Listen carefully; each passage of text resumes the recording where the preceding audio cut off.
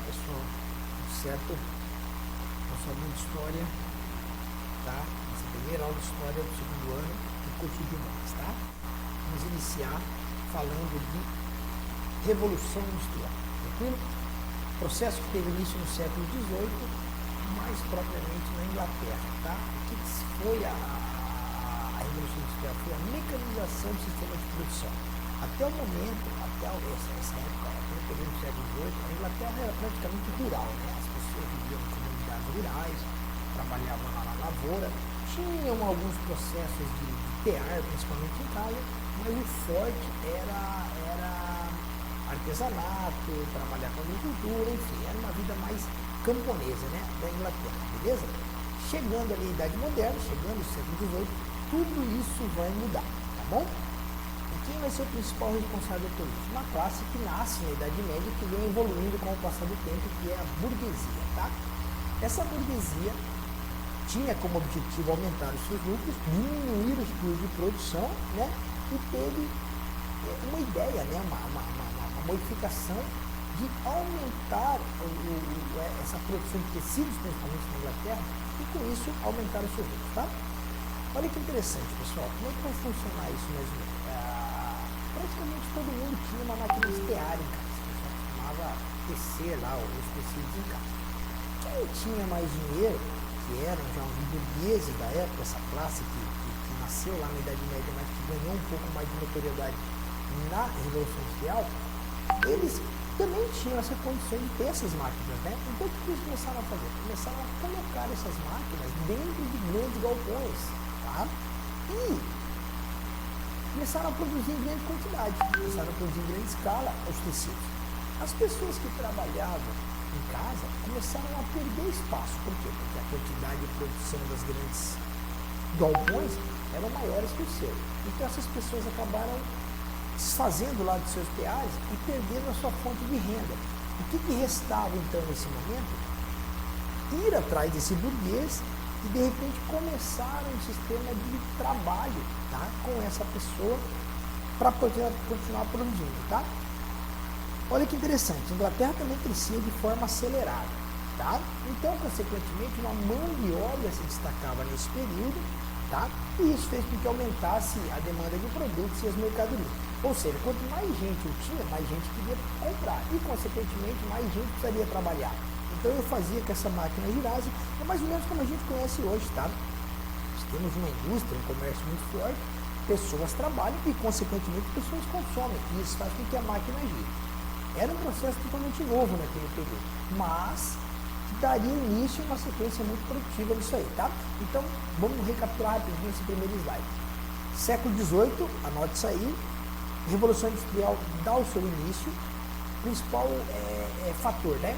Muita grana ali relacionada à mão de quem tinha, dos burgueses, anota esse nome, burguesia, e claro, um crescimento populacional um pouco desenfreado, que fez com que a produção, tá, fosse consumida de forma mais acelerada, consequentemente a produção também deveria acompanhar esse crescimento, né? E claro, esse crescimento populacional também dava a mão de obra necessária para que as indústrias pudessem trabalhar, tá? Aí você pode me perguntar, mas por que a Inglaterra? Tá, pessoal, a Inglaterra, antes de tudo, ela já possuía grandes reservas de carvão, tá? Grandes reservas de carvão em seu subsolo. E esse carvão era, naquele momento, a principal fonte de energia das máquinas de tear, entendeu?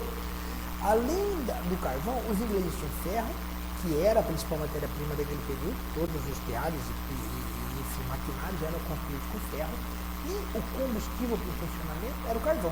Então a Inglaterra tinha isso aí, ela tinha ali pronto, próximo, só precisava explorar um pouco mais isso. Tinha mão de obra? Claro, pô. O que aconteceu? Como a vida no campo ficou escassa, as pessoas migraram para a cidade em busca de trabalho. Então, os burgueses da época tinham tudo que eles precisavam.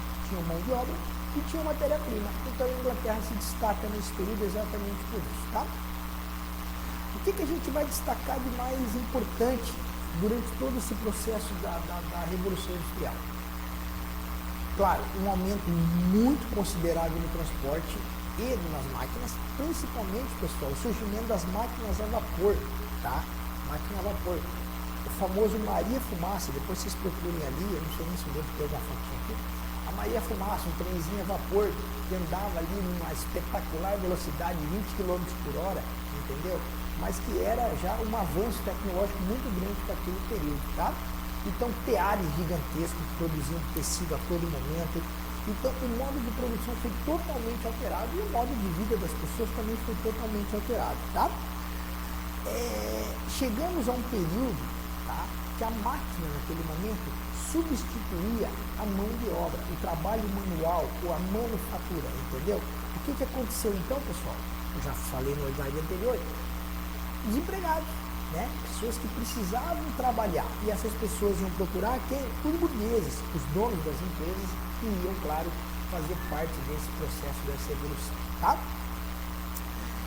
Outro fator interessante, pessoal, quando eu produzia em grande quantidade, tá? Consequentemente o preço da mercadoria, ele diminuiu, ele baixou. Isso é uma lei do mercado, né? Quanto mais oferta eu tenho, quanto mais procura eu tenho, a oferta diminui, né? Essa é a lei da oferta e da procura. Quanto mais mercadoria eu tenho, o preço tende a cair, tá? E o ritmo de produção precisava ser acelerado, porque as pessoas estavam consumindo, elas estavam recebendo salário, estavam consumindo aquilo ali, fazendo a máquina girar, tá? Entenderam mais ou menos como é que funciona? Ah, André, é muito parecido com o que a gente vive hoje. Muito, muito, claro que em um outro momento da história, né? E muito parecido com o que a gente vive hoje, pessoal. Trabalhamos em uma determinada empresa, né? Fazemos a máquina girar, produzimos, recebemos o nosso salário e devolvemos esse salário para o mercado através das nossas compras, né? O dinheiro gira, né? A economia gira, a máquina não pode parar, porque senão a gente tem uma crise, né? Outro ponto importante, pessoal, que eu quero que vocês destaquem aí na apostila de vocês, tá? A sociedade inglesa, naquele momento, ela iria se dividir em dois. E esses nomes são extremamente importantes. A burguesia e o proletariado, tá? Quem era o burguês? O burguês era o dono do meio de produção, era o dono daquele galpão inicial que eu falei a vocês, os grandes teares. Era o cara que detinha os meios de produção, tá? Esse era o burguês. Quem era o proletariado? Era aquele que vendia a sua força de trabalho. Era o cara que trabalhava, tá? Era o cara que vendia. Vendia por um preço justo? Não. Já vamos falar um pouco mais sobre isso, tá, pessoal? Então, anota esses dois nomes aí. Burguesia, dono de meio de produção. Proletariado, aquele que vende a sua força de trabalho. Como nós somos atualmente, tá? Ah, olha aí, tá? Exemplo aí na máquina que eu falei a vocês, tá? Inventada no século XVIII, combustível carvão, tá ali a fumaça, e andava a uma velocidade de 20 km por hora, tá? Esse, pessoal, é uma foto de um interior de uma indústria, né? de uma fábrica, tá aí um tear, uma mão de obra daquela senhora ali. Os teares eram gigantescos, diferentemente daqueles que tinham em casa antigamente, e consequentemente com várias máquinas dessas trabalhando, a mão de obra, a produção era em grande escala, tá? Como funcionava esse cara aqui, pessoal? A fábrica, como funcionava a fábrica? Olha que interessante. Não apresentavam a menor condição de trabalho, pessoal. As condições eram extremamente precárias, sem iluminação, muito quente, principalmente muito suja, tá? Então, a fábrica não era um lugar gostoso de passar o dia, não tinha um ambiente de trabalho asseado para que você pudesse trabalhar com tranquilidade, tá? Os trabalhadores eram constantemente explorados, pessoal. Salário muito baixo. Trabalhavam cerca de 18 horas por dia e, se não cumprissem as suas funções, poderiam receber castigos físicos dos patrões. Detalhe importante esse, tá, pessoal? A exploração era tremenda, tremenda. Mulheres e crianças, mulheres, né, também trabalhavam, e crianças a partir de 6 anos de idade já frequentavam a fábrica com algumas funções, tá, pessoal? Entenderam? Então, essa exploração era constante por parte dos patrões. Aí você se questiona assim, mas ninguém fazia nada? Não, pessoal, não existiam direitos trabalhistas. Quem mandava era o patrão. E eu, como desempregado, proletariado, precisando trabalhar, eu me sujeitava às explorações vindas do meu patrão. Então, recapitulando, fábricas precárias, 18 horas de trabalho no mínimo, tá? No mínimo, salários extremamente baixos, tá? E até, claro, castigos físicos, se fossem. Isso não era uma coisa tão comum, tá, pessoal? Castigo físico. Mas acontecia, se fosse necessário, acontecia, tá? E principalmente os direitos trabalhistas não existiam. Então, claro, ficava mais fácil de se explorar, tá? Aí você vai falar assim, pô, André, mas não teve nem direito, ninguém nunca lutou por isso. Claro, pessoal, aqui a gente está falando muito rapidamente do que aconteceu, até porque nós não temos muito tempo. Mas isso tudo foi um processo evolutivo. Os trabalhadores explorados, ao longo do andamento, claro que se organizaram em busca de mudar essa situação. E eu vou mostrar para vocês agora 3 movimentos que tinham como objetivo mudar essa situação e deram certo. Vamos entender um pouquinho. Ó, a primeira tentativa, pessoal, foram as trade unions, tá? Que eram uma espécie de sindicato que tinham como objetivo negociar com os patrões, tá? Conversavam com os patrões. Claro que não foram ouvidos, foi um processo que infelizmente não funcionou, porque os patrões de forma alguma aceitavam as condições impostas por ele. E como eu disse, é uma sequência. A primeira tentativa foram as trade unions ali de poder modificar conversando. Não dando certo, os nossos queridos trabalhadores foram para o ludismo, pessoal, que tinha o significado de quebradores de máquinas. Olha que interessante. Eles invadiam as fábricas, principalmente no período que a fábrica era fechada, destruíam os equipamentos com o objetivo de frear a produção e, de repente, fazer com que o patrão se sensibilizasse, mesmo tendo prejuízo, e viesse a conversar com eles. Infelizmente, não deu certo, porque os patrões começaram a reprimir essa revolta, né? Esse motim, de forma violenta também. Aconteciam ali alguns pequenos conflitos dentro das fábricas. Então, o ludismo, claro, foi um movimento importante, porque os patrões começaram a perceber que os trabalhadores não estavam satisfeitos, mas agiram com violência, ambos os lados, e infelizmente não alcançaram nada. Uma terceira situação, pessoal, foi o cartismo, tá? Que era o quê? Enviar cartas diretamente aos políticos da época, entendeu? Tá? Ele era uma forma tranquila de negociação. Os trabalhadores que enviam cartas relatando tudo aquilo que acontecia com eles no dia a dia, enviavam essas cartas para o parlamento inglês, para o governo inglês, né? Entendeu? Com isso, pessoal, os governantes ingleses, sensibilizados com a situação, acredito eu, ou até com um viés mais político, né? Começaram a lutar ao lado dos trabalhadores junto aos patrões, conversando com os patrões, talvez um conflito de interesses ali, né? E aí a gente começou a ter algumas situações mudando, tá? Foram mudando algumas formas de trabalho através do cartismo, dessas cartas aí, tá? Por exemplo, as horas de trabalho começaram a diminuir, as crianças não foram mais empregadas, as mulheres tiveram um horário de trabalho um pouco menor. Enfim, foram situações que foram mudando ao longo, graças a essa intervenção política na Revolução Industrial, tá? A Revolução Industrial, pessoal, trouxe algumas consequências para o mundo da época e até a consequência do mundo a partir daquele momento, tá? Olha que interessante. O capitalismo se afirma. Ah, mas já existia capitalismo. O capitalismo existe desde quando inventaram o dinheiro, pessoal. Isso é uma coisa natural. Só que não era tratado da forma com que a gente conhece hoje. A partir do século XVIII, ele toma uma outra forma, né? Uma outra conotação. Ou seja, o dinheiro passa a valer mais, o trabalhador começa a receber salário e gastar esse salário. Então é o capitalismo propriamente dito como a gente conhece, o capitalismo industrial, né? O que mais que a Revolução Industrial nos traz aí de consequência? As máquinas começam a tomar o lugar do trabalhador manual, da manufatura, e consequentemente nós temos que dividir esse trabalho, né?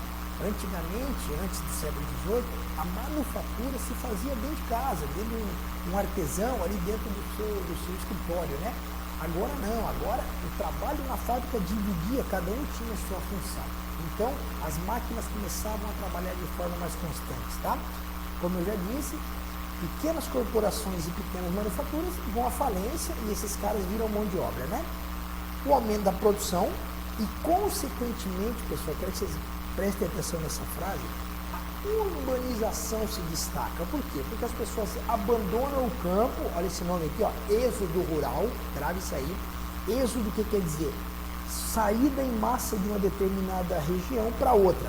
Então, quando eu digo êxodo rural, eu quero dizer que as pessoas saem do campo e vão para as cidades, tá? Consequentemente, um aumento da urbanização. Pessoal, só um detalhe aqui, não pense que a urbanização daquela época era como a gente conhece hoje, porque as cidades eram extremamente precárias, tanto que os donos das fábricas moravam longe dos grandes centros industriais, moravam em bairros já com uma infraestrutura mais estabelecida, uma infraestrutura com rede de esgoto já toda mais adiante. Próximo das fábricas que ficavam no centro ali, moravam os trabalhadores, com esgoto a céu aberto, com a mínima estrutura de moradia, enfim, não tinham o conforto necessário para poder nem descansar direito, tá? Então, essa urbanização, ela foi extremamente precária, porque a vinda em massa dos trabalhadores para as grandes cidades não deu, de repente, a condição de a sua urbanização acontecer de forma planejada. Então, ela foi, totalmente errada. Então, esse é um processo importante, tá? A urbanização e o rural. E outra consequência que eu destaco é o surgimento das ideologias que viriam com um viés social, sempre tentando estar ao lado do trabalhador. Tá, pessoal? Então, que tipo de ideologia? Vem a ideologia do sindicalismo, vem a ideologia do marxismo. São ideologias que vão... O marxismo ficou muito famoso agora nos últimos tempos, né? Surgem nesse período, tá?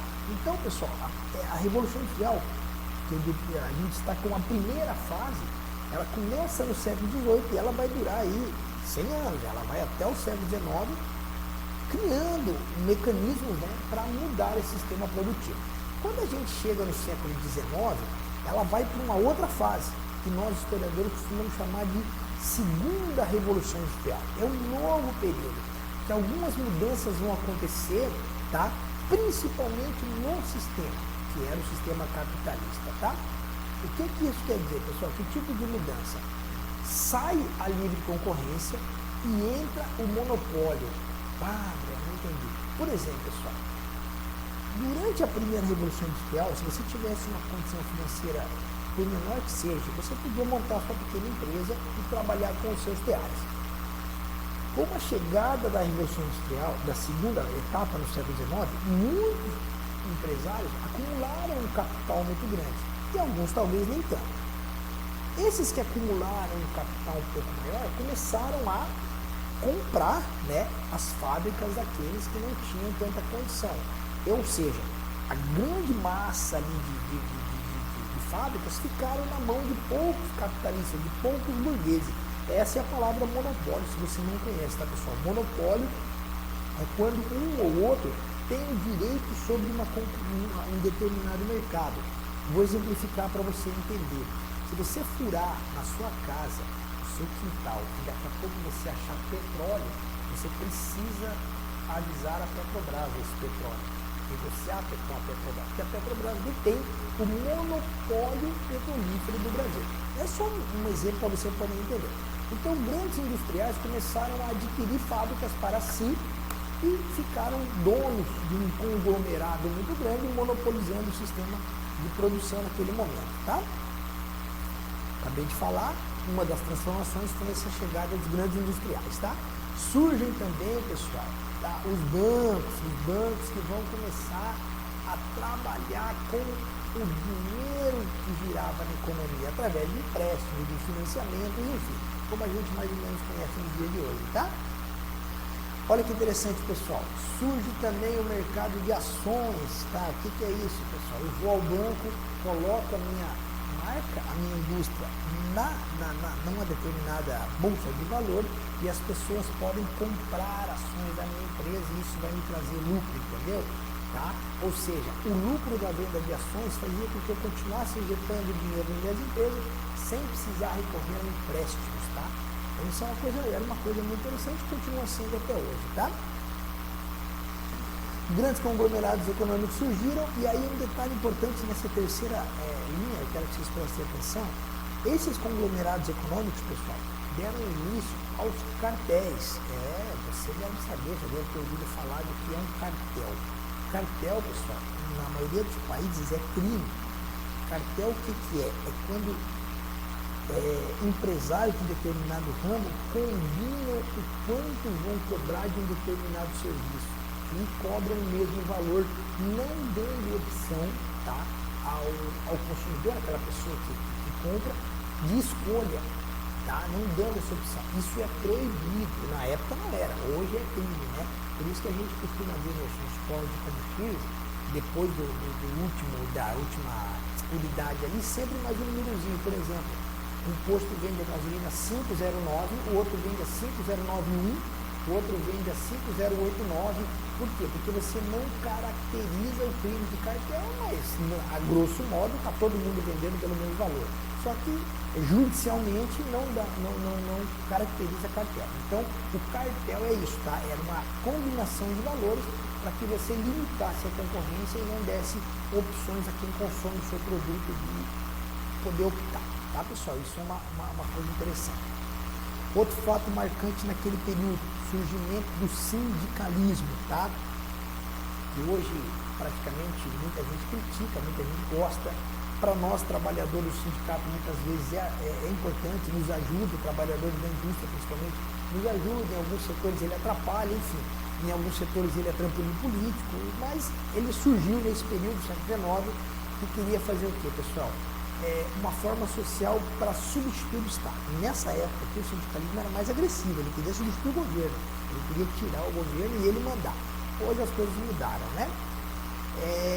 Tínhamos também já os comunistas, comunistas ainda não era uma palavra tão comum, mas os socialistas já era uma coisa mais comum ali, né?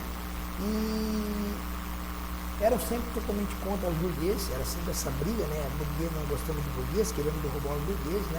E sempre, principalmente, os socialistas, já na época, queriam que os meios de produção pertencessem aos trabalhadores, tá?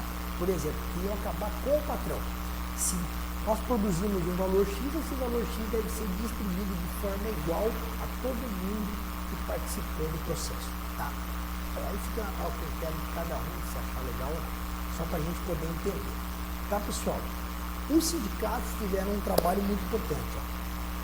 Legalizaram associações de operários, reconhecimento de direito à greve, reduziram a jornada de trabalho, regulamentação para mulheres e crianças, e conseguiram um dia de descanso, principalmente no domingo, tá? E começaram a trabalhar com outras situações. Então, pessoal, o trabalho do sindicato naquela época era muito parecido com o de hoje, mas o que eles conseguiram, que eu acabei de ver para vocês, foram avanços, pelo amor de Deus, totalmente impensáveis para aquele momento, mas conseguiram, tá? Tranquilo, pessoal? Primeira fase da Revolução Industrial, segunda fase explicadinha, claro que de uma forma bem a grosso modo, é um assunto muito complexo. Se fosse de repente uma aula presencial, a gente até conseguiria falar bem mais, mas aqui a gente acaba ficando muito maçante, né? Já serve para que vocês tenham um entendimentozinho e para que vocês realizem as atividades, tá? Valeu, muito obrigado.